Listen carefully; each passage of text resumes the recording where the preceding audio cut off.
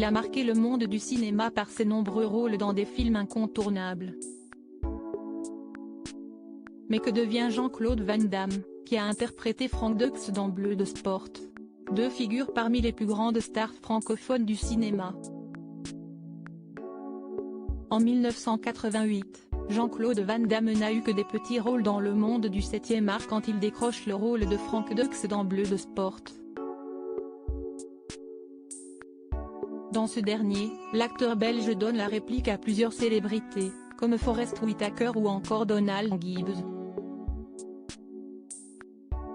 Une expérience qui lui permet d'enchaîner les rôles à l'écran. En 1992, il apparaît au casting du film Universal Soldier, puis Time Cop 2 ans plus tard. Dès lors, Jean-Claude Van Damme est certain d'avoir fait le bon choix de quitter sa Belgique natale pour rejoindre les États-Unis. Les années défilent et JCDV, comme certains le surnomment, enchaîne les rôles à l'écran.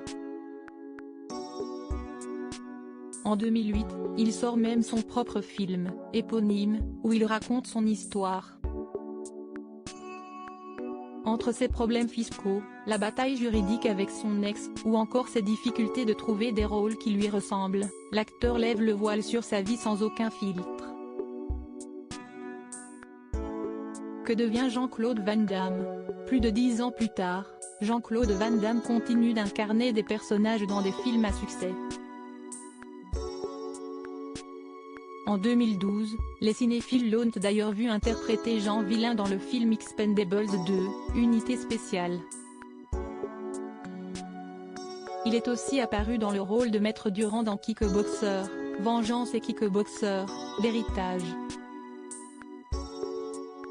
En 2022, certains ont peut-être reconnu sa voix dans Les Mignons 2, Il était une fois Gru, où il a doublé un personnage s'appelant Jean-Claude. Prochainement, les fans de Jean-Claude Van Damme pourront le voir incarner un rôle dans un film d'action intitulé Silent Kill, réalisé par Anthony Hawks. Dans cette fiction, dont la sortie est prévue dans le courant de l'année 2023, l'acteur donnera la réplique à Vernon Davis et Raphaël Amaya.